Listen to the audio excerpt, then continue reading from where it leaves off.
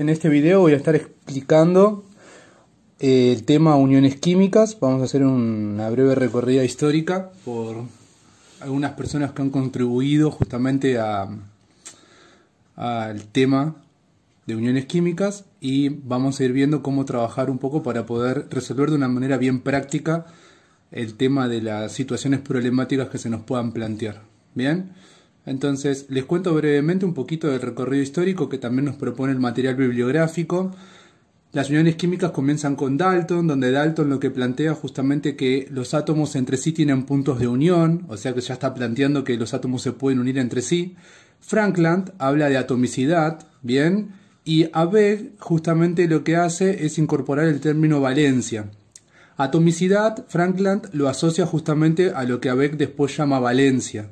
Valencia es un término que se encuentra asociado justamente con algo que tiene que ver con lo último, algo que se encuentra en lo último, es decir, valencia para nosotros, en el caso de las uniones químicas, va a ser el último nivel. Bien, recordemos que los átomos tienen distintos niveles de energía, que serían los orbitales. Esos orbitales, nosotros podemos tener el orbital 1 o nivel 1, 2, 3, 4, 5, 6, 7, bueno, etc. El último sería el nivel de valencia, ¿bien? Y ahí se pueden encontrar electrones que los vamos a llamar electrones de valencia.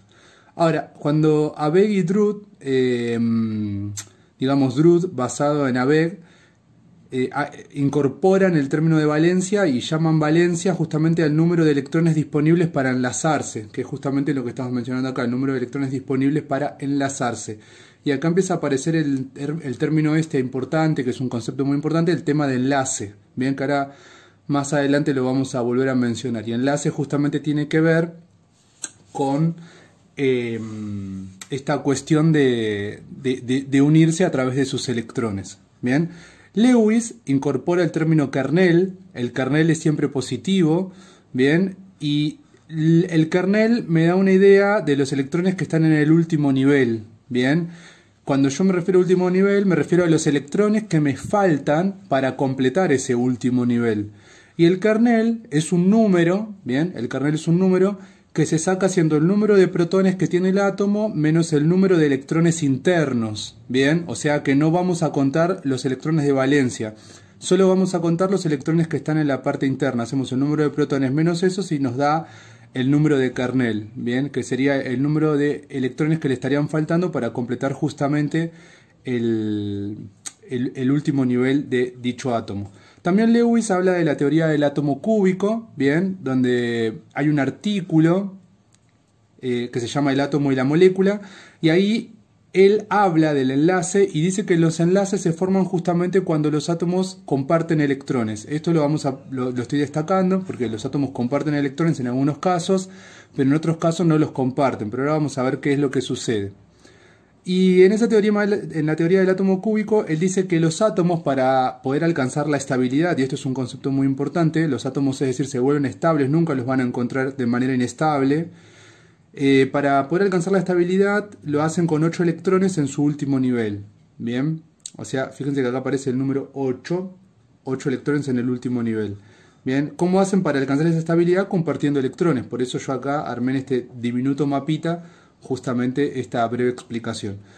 Langmuir habla de la teoría del octeto de valencia, bien, que es la teoría que sigue valiendo hasta el día de hoy, la teoría del octeto se le suele decir, no se le dice teoría del octeto de valencia, se le dice teoría del octeto. Y lo que dice es que los átomos alcanzan la estabilidad justamente cuando el átomo adquiere la configuración electrónica externa, del gas noble más próximo.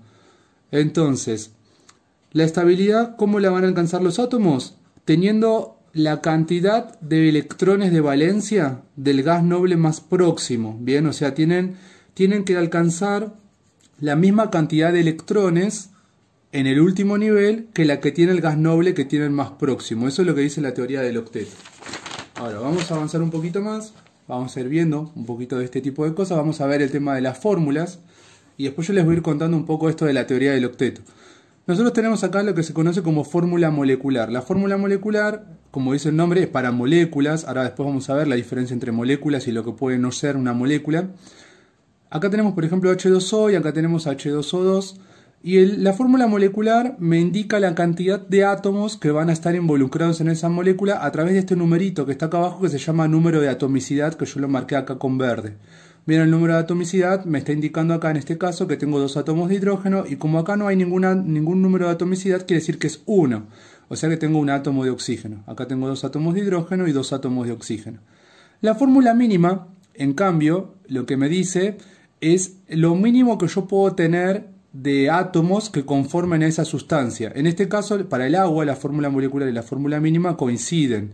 Pero para el agua oxigenada, la fórmula molecular y la fórmula mínima no coinciden, porque yo tengo 2 átomos de hidrógeno y 2 átomos de oxígeno que forman el agua oxigenada, pero lo mínimo que componen al agua oxigenada es hidrógeno y oxígeno, 1 y 1, ¿bien? Porque estos números se pueden simplificar. En este caso, lo mínimo es lo mismo que la fórmula molecular, ¿bien? Ahora, pasemos a lo más importante y el eje central justamente de toda esta unidad, que tiene que ver con las uniones químicas que están asociadas a la estructura de Lewis. Bien, para poder hablar de la estructura de Lewis hay que tener en claro algunas cuestiones previas antes, ¿bien? Que tiene que ver con que los no metales, y yo acá me olvidé de escribir, no metales y metales, o sea, los dos tipos, no metales y metales, el número de grupo me va a estar indicando el número de electrones que están en el último nivel, por eso ese número de electrones de valencia. Es decir, si yo por ejemplo tengo un átomo que pertenece al grupo 14, por ejemplo, por decir cualquier cosa, recuerden que el grupo 14 sería el grupo 4A, o sea que lo que me está diciendo es que tiene 4 electrones de valencia. Si yo estoy hablando, por ejemplo, de un átomo que está en el grupo 8, me está diciendo que tiene 8 electrones en el último nivel. Bueno, y así es como nosotros lo vamos asociando. Si me habla del grupo 1, quiere decir que tiene un único electrón en el último nivel. O sea que los grupos me van a indicar el número de electrones que tienen en el último nivel. Ahora, en su mayoría los átomos deben cumplir la regla del octeto. ¿Qué es lo que dice la regla del octeto? La regla del octeto decía que los átomos se quieren parecer al gas noble más cercano en la cantidad de electrones que tienen en el último nivel. Así es como alcanzan la estabilidad. No es casualidad, fíjense que los gases nobles se encuentran en el grupo 18 de la tabla periódica. Bien, es este que tenemos acá, el grupo 18 de la tabla periódica. Y si es el grupo 18, es el grupo 8A. 8 me está queriendo decir que tienen 8 en el último nivel, o sea, por eso se llama regla del octeto, o sea, todos quieren llegar a tener 8 electrones en su último nivel, excepto el helio, que el helio tiene 2 electrones en su último nivel, acá lo podemos ver, dice 1s2, la configuración electrónica, o sea que los átomos que están próximos al helio, como el hidrógeno, van a alcanzar la estabilidad no con 8 electrones, sino que simplemente con 2, ¿bien? Ahora, si nosotros seguimos avanzando, tenemos que pensar que hay átomos que se unen por compartir electrones y otros por ganar o perder electrones, que fue justo lo que yo había mencionado hace un ratito. Entonces, nosotros acá tenemos lo que se conoce como uniones químicas. Las uniones químicas pueden ser covalentes o iónicas. Y en referencia a lo que yo había acabado de decir, nosotros tenemos que pensar que las uniones químicas covalentes hablan de compartir electrones y se dan entre un no metal y un no metal, ¿bien? O sea que las uniones covalentes siempre van a ser entre átomos que son no metales entre sí. Ahora, cuando yo hablo de uniones iónicas, hablo de que hay alguien que va a ganar y alguien que va a perder electrones. Y las uniones iónicas se dan siempre entre un metal y un no metal. Eso es importantísimo, es clave, ¿bien? Hay que tenerlo muy claro, porque yo acá lo escribí de una manera muy resumida, pero es importante acordarse. En las uniones covalentes los átomos comparten electrones y siempre se da entre no metal y no metal. En las uniones químicas iónicas hay ganancia y pérdida de electrones, uno gana y otro pierde, y siempre se dan entre un metal y un no metal. Bien, chicos, esto que yo les estoy contando siempre son generalidades, hay algunas excepciones a esto, pero nosotros no vamos a estar trabajando sobre las excepciones, vamos a estar trabajando sobre las generalidades. Bien, entonces, recordar algo muy importante que ustedes ya lo estuvieron trabajando conmigo, que es un catión y que es un anión. Bien, entonces eso se los dejo a ustedes porque ustedes eso ya lo estuvieron trabajando, que es un catión y un anión, supuestamente ya lo tenemos como aprendido. Ahora, vamos a ver. Los átomos ustedes saben que poseen carga eléctrica, por eso pueden ser justamente aniones o cationes.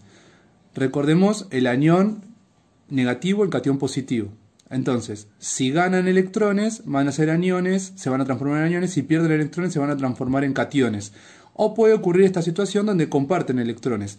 Pero es importante mencionar que a pesar de que los electrones se compartan, siempre va a haber alguien que va a tener una carga positiva o una carga negativa. O sea que va a haber algo de carga eléctrica que va a estar puesta en juego. Por eso digo, ganan, pierden o comparten. Pero ese comparten no es que comparten generalmente no comparten de manera equitativa, sino que hay alguien que se lleva más la nube electrónica de otro átomo sobre sí mismo.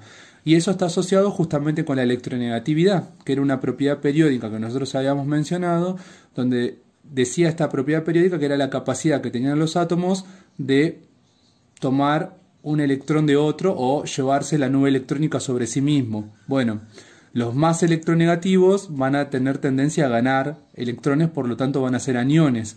Y los menos electronegativos van a tener tendencia a perder electrones y por lo tanto van a ser positivos. Esto que acabé de decir es fundamental y clave en toda esta unidad que estamos trabajando. Bien, entonces los átomos se van a unir ganando, perdiendo o compartiendo electrones. Bien, siempre a través de los electrones. Ahora, otro concepto importante que hay que tener en cuenta es el número de oxidación. El número de oxidación es un número, bien, que va a indicar cuántos electrones ganan o pierden. Por ejemplo, ahora lo vamos a ver. El número de oxidación se encuentra en la tabla periódica, bien. Si ustedes buscan en su tabla periódica, por ejemplo, yo acá tengo general y acá dice estado de oxidación y estado de oxidación del hidrógeno dice 1. Bien, si yo por ejemplo voy acá al oxígeno, el oxígeno tiene número de oxidación -2. Y ahí uno puede justamente observar dónde están ubicados los números de oxidación. Ahora, hay elementos con más de un número de oxidación. Ejemplo, el cobre tiene número de oxidación +1 y +2. ¿Qué quiere decir esto? Quiere decir que pierde 1 o 2 electrones según el caso. Bien, eso lo vamos a ver según el caso concreto del que estemos hablando, pero tiene la capacidad de perder 1 o 2 electrones. Ahora, si yo hablo por ejemplo del fósforo, el fósforo tiene +-3 +5, eso dice. Es importante acordarse de que si en la tabla periódica hay un número que no tiene ningún signo delante, lo que me está diciendo que ese número es positivo. Bien, eso hay que tenerlo bien en cuenta. Porque que no tenga un signo más no quiere decir que no es positivo. Quiere decir que es positivo pero no está escrito. Bien, entonces yo tengo el fósforo tiene +3, -3, +5. Entonces este que dice +-3 se desglosa en 2. O sea, quiere decir que el 3 puede ser positivo o el 3 puede ser negativo. ¿Cómo se interpreta esto en estos casos? Se interpreta que puede perder 3 electrones, puede ganar 3 electrones o puede perder 5 electrones. Bien, dependiendo justamente del número de oxidación. Entonces quiere decir que pierde 3 o 5 o puede ganar 3 electrones según el caso. Ahora bien, vamos a mirar el caso del ejemplo este del dióxido de carbono. El dióxido de carbono, lo primero que nosotros tenemos que ver cuando miramos esto es que es covalente. Como es covalente se comparten los electrones. Entonces, lo primero que tengo que ver es quién es más electronegativo. ¿Por qué voy a ver eso justamente? Voy a ver quién es más electronegativo para saber quién es negativo y quién es positivo, porque el más electronegativo, recordemos, habíamos dicho que iba a ser el negativo.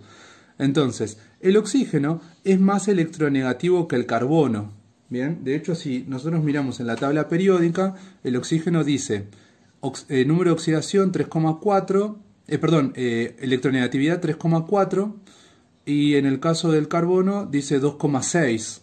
O sea que el oxígeno es más electronegativo que el carbono, o sea que el oxígeno va a ser negativo. Si uno quiere sacar el número de oxidación del oxígeno, la tabla periódica me decía que el número de oxidación del oxígeno era -2, entonces ya lo escribí acá. Bien, y ahora si yo me fijo, resulta ser, porque esto es importante, bien, tengo que ver los números de oxidación, lo tengo que colocar acá, tengo que colocar el número de oxidación. Y dice, para que el compuesto sea estable, sus cargas deben neutralizarse. ¿Qué quiere decir que se neutralicen? ¿Cuándo algo es neutro? Cuando la cantidad de positivos y la cantidad de negativos son iguales. Entonces, en este caso, si yo tengo que el oxígeno tiene 2 cargas negativas, pero tengo 2 oxígenos, en realidad, ¿cuántas cargas negativas tengo? Voy a tener 4 cargas negativas. Pero acá, el carbono era el positivo. Ahora, ¿qué número de oxidación le corresponderá al carbono? Y para compensar esas cargas, la única posibilidad de número de oxidación que le puede corresponder al átomo de carbono es 4. Porque si yo tengo 4 cargas negativas que surgen de hacer menos 2 por 2, que sería menos 4. Acá, cuando este número es positivo, ¿qué número puede ir si acá tengo uno solo? Bueno, el único número que puedo poner es 4. 4 por 1, 4. Y entonces acá, yo cuando hago las cuentas, fíjense que yo hice esto por esto y esto por esto, me tiene que dar el mismo número pero opuesto. De hecho, 4 por 1 es más 4, menos 2 por 2 es menos 4. Bien, ahora, se sabe que cada oxígeno gana 2 electrones y el carbono pierde 4 electrones, aunque realmente están compartiendo. Recordamos que comparten porque la unión habíamos dicho que era covalente. Pero recordemos que como hay uno que es más electronegativo que otro, va a quedar uno negativo y otro positivo. Bien, pero en realidad los electrones se están compartiendo. Entonces, vamos a avanzar un poquito más, vamos a ir hacia lo que se conoce